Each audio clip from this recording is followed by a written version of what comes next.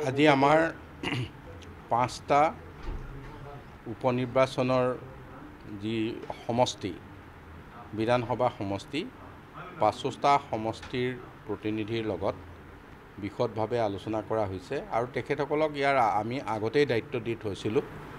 গতিকে 5টা যি উপনিৰ্বাচন হ'ব তাত অসম গণ পৰিষদৰ তৰফৰ পৰা আমাৰ মিত্ৰজোঁটৰ যিসকল প্ৰাৰ্থী থাকিব সেই প্ৰাৰ্থীসকলক অধিক ভোটত নিৰ্বাচিত কৰিবৰ বাবে আজি আলোচনা হৈছে আৰু আজিৰ পিছৰ পৰাই আটাইকেইটা সমষ্টিতে আমাৰ দলৰ দায়িত্বপ্ৰাপ্ত ব্যক্তিসকলে কাম কৰা আৰম্ভ কৰিব।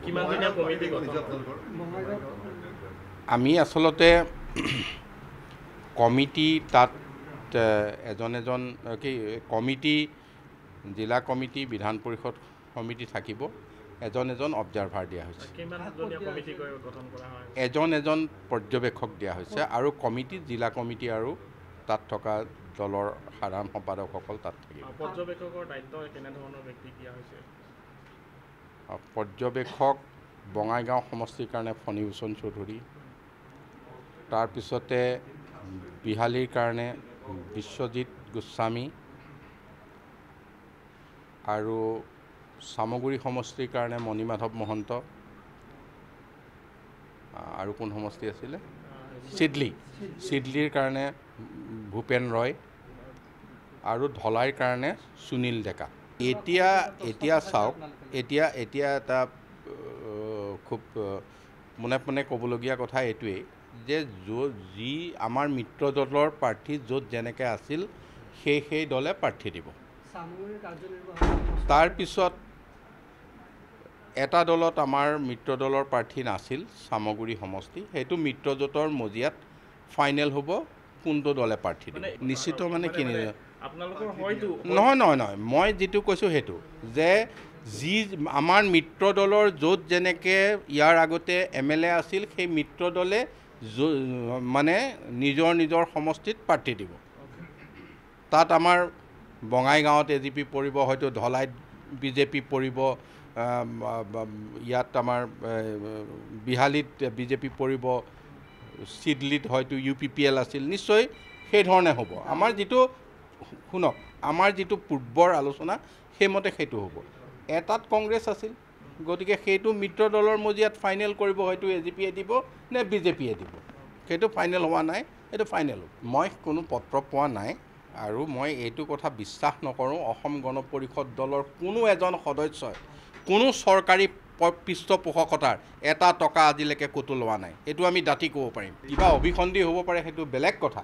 মই জাভেদ ইছলাম নহয়, অসম গণ পৰিষদ দলৰ কোনো সদস্যই চৰকাৰী পৃষ্ঠপোষকতাৰ ক'তো এটা টকা এতিয়ালৈকে সংগ্ৰহ কৰা নাই, এই কথা নিশ্চিত। তথ্য প্ৰমাণ যদি কোনোবাই আনি দিয়ে নিশ্চয় ইয়াৰ বিচাৰ হ'ব। 3টা বিভাগৰ নতুন দায়িত্ব দিছে, এটা পৰিবহণ, এটা আবকাৰী আৰু এটা মীন। মই 3টা বিভাগৰ বিষয়াবৰ্গৰ লগতে আলোচনা বিলোচনা কৰিছোঁ আৰু এই 3টা বিভাগৰ ক্ষেত্ৰত মূলতঃ আমি দেখিলোঁ যে পৰিবহণ বিভাগ আৰু আবকাৰী বিভাগে যথেষ্টখিনি ৰাজহ চৰকাৰক সংগ্ৰহ কৰি দিব লাগে।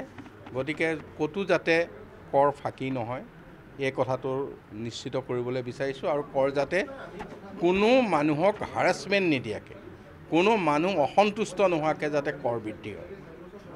এইবাৰৰ চিন্তাটো তেনেকুৱা, কোনো মানুহৰ হাৰাছমেণ্ট হ'ব নালাগে, কোনো অসন্তুষ্ট হ'ব নালাগে আৰু কৰটোও যাতে ফাঁকি দিব নোৱাৰে। আৰু মীন বিভাগৰ ক্ষেত্ৰত যথেষ্টখিনি স্ক'প আছে। যোৱাকালি এছিয়ান ডেভেলপমেণ্ট বেংকৰ লগত আলোচনা হৈছে আৰু অন্যান্য ৱৰ্ল্ড বেংকৰ প্ৰজেক্ট আছে। মীন ক্ষেত্ৰখনত এটা পৰিৱৰ্তন আহিব।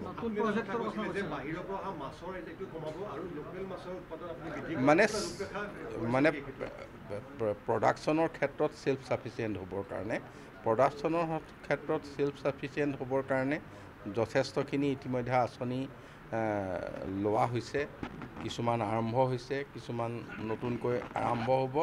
মই ভাবিছোঁ অতি সোনকালে অসমে মাছৰ ক্ষেত্ৰত নিজে ছেল্ফ ছাফিচিয়েণ্টটো হ'বই, হয়তো এক্সপৰ্ট কৰিব পাৰিব।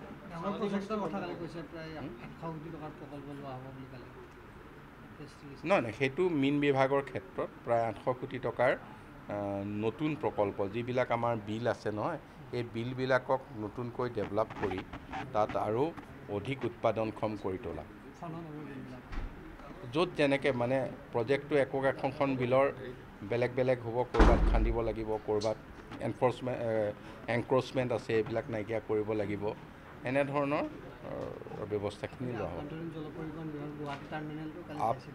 ইয়াতে মানে আমাৰ এটা খুব অত্যাধুনিক টাৰ্মিনেল হ'ব ইয়াত য'ৰ পৰা বিভিন্ন ইয়াৰ পৰা আধুনিক নাও চলিব উত্তৰ গুৱাহাটী যাব উমানন্দ যাব তাৰপিছতে এইফালে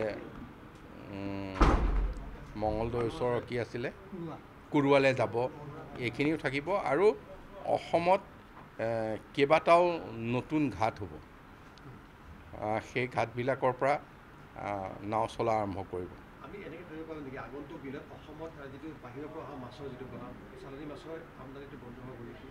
আমদানিটো ইয়াত উৎপাদন বাঢ়িলেই বন্ধ হ'ব আৰু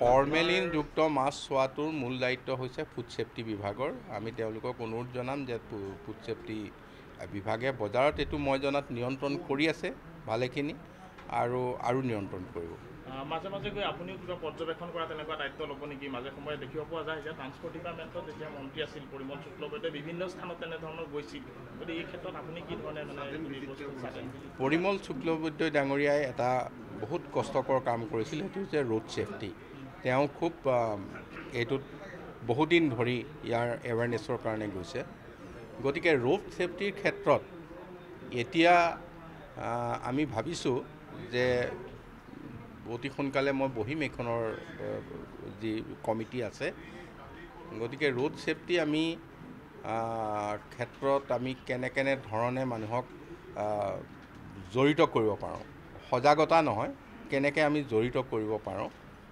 কাৰণ মানে মানুহৰ জীৱনৰ ক্ষয় ক্ষতিৰ লগত যিহেতু এইটো জড়িত কথা এক্সিডেণ্ট হয় গতিকে তাৰ কাৰণে মই দুটা কথা কৈছোঁ যে এটা কথা হৈছে কি প্ৰিভেণ্টিভ মেজাৰ প্ৰথম কথা হ'ল কি মানুহে কোনো দুৰ্ঘটনা ঘটিব নালাগে সেইটোত আমি গুৰুত্ব দিব লাগিব আৰু দ্বিতীয়টো কথা হৈছে কি দুৰ্ঘটনা হ'লে ইমিডিয়েট আমি ৰিকভাৰী কেনেকৈ কৰিব পাৰোঁ এই দুইটাই কথা